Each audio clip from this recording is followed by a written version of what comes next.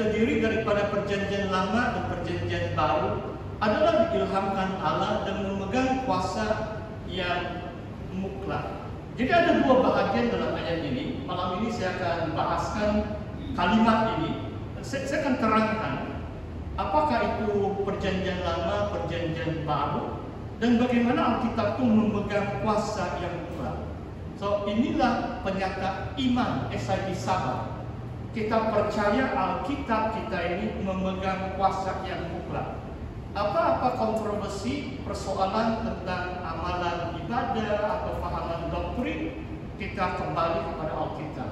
Kita mesti tengok apakah dasar-dasar firman Tuhan, adakah itu sesuai dengan lunas-lunas Alkitab. Itulah maksudnya memegang kuasa yang mutlak. Dalam gereja kita, Alkitablah yang menentukan apapun yang kita lakukan sebagai anggota SIB. Ini terdapat di dalam perlembagaan kita. Oke, mungkin cukup untuk ini perlembagaan. Saya sediakan slide. Saya mau terangkan sekarang tentang Alkitab. Next. Perkataan Alkitab.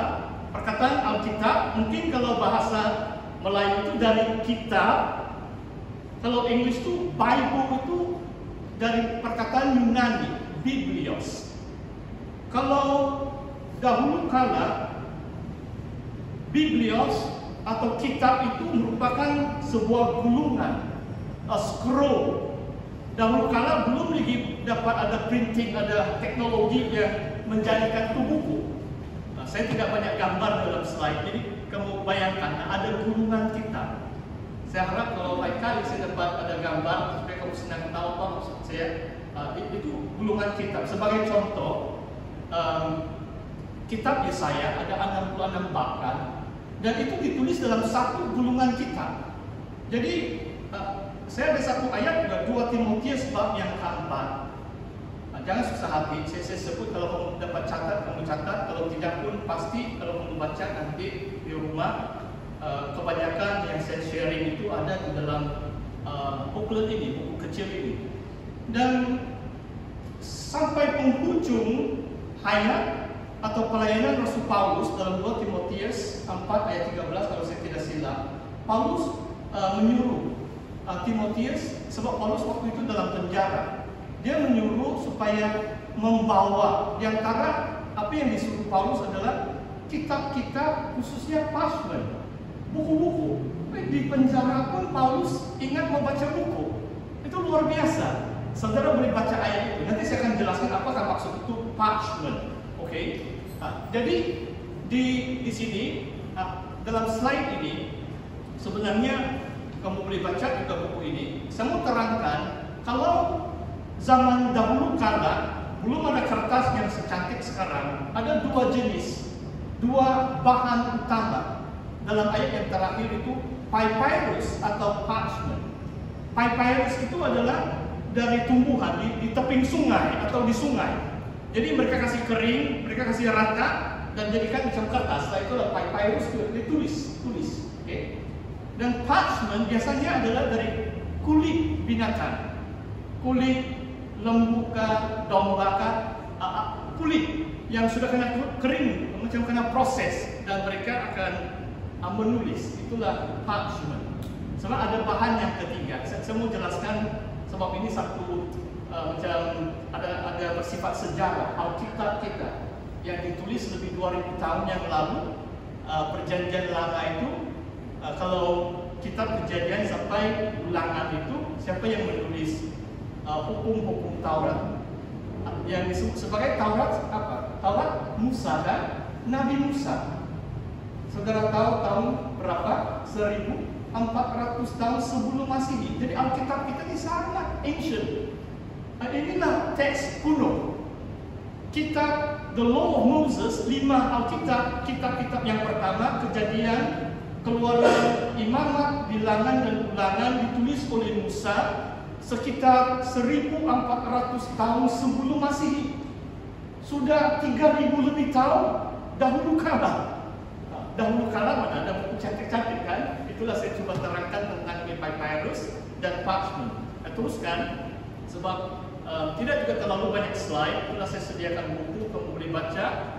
Ya, saya mau terus jelaskan tentang ini isi kandungan Alkitab supaya kita paham kenapa Perjanjian Lama ada 39 Alkitab dan bahagian-bahagian besarnya, dan kenapa Perjanjian Baru ada 27 Alkitab dan bahagian di dalamnya. Dalam Perjanjian Lama itu, mungkin next. Saya terima kasih yang menjaga multimedia ini. Saya sudah jelaskan dulu, next. Ya, ada 3 bahagian utama dalam Perjanjian Lama. Kamu boleh paham maksud saya Perjanjian Lama? Oke, Perjanjian Lama, bila saya sebut Perjanjian Lama dalam konteks ceramah ini, saya maksudkan kitab-kitab Perjanjian Lama. Kalau istilah Perjanjian Lama itu, kalau kadang-kadang kita katakan kita sekarang berada dalam Perjanjian Baru, maksudnya Yesus telah datang, Tuhan telah mati di atas kayu salib, memulakan satu zaman yang baru. Kita berada dalam Perjanjian Baru. Jadi istilah Perjanjian Lama dan Perjanjian Baru sebenarnya ada 2 arti yang besar. Okay? Ada 2 pengertian Perjanjian Lama dan Perjanjian Baru. Dalam konteks ceramah ini, bila saya sebut Perjanjian Lama, saya merujuk kepada kitab-kitab yang disebut sebagai Perjanjian Lama. Boleh bahkan pahamkan? Kalau tidak, terus angkat tangan lah. Boleh ya, supaya jangan terlalu formal malam ini. Jadi, kalau saya sebut Perjanjian Baru, maksudnya 27 kitab-kitab New Testament di dalam Alkitab kita, dari Injil Matius sampai Wahyu. Okay? Saya mau terangkan dulu sekarang Perjanjian Lama. Semua ada dalam buku ini. Ini kamu ambil percuma pastor bagi hari ini. Yang 3 bahagian Torah, inilah perkataan Taurat. Kadang-kadang ini bahasa Inggris. Nanti ada slide juga saya mau jelaskan versi Alkitab pada penghujung ceramah ini ada yang saya menjelaskan ini. Perjanjian Lama ada 3 bahagian yang utama. Yang pertama Torah adalah Taurat Musa.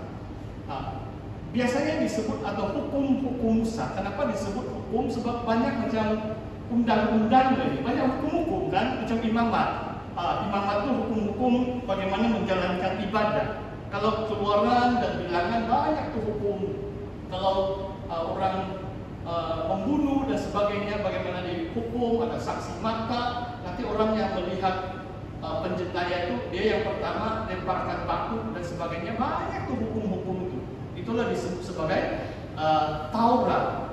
Tapi saya mau jelaskan sebenarnya perkataan Torah dalam bahasa Ibrani, kalau dalam bahasa Melayu mungkin petunjuk, instruction.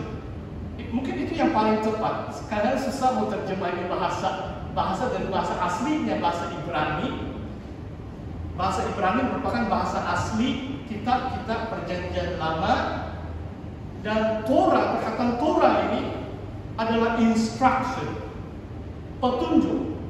Jadi 5 kitab pertama kita ini memberi banyak kitab petunjuk bagaimana kita harus hidup di hadapan Tuhan dan sesama manusia dan bersama masyarakat awam juga.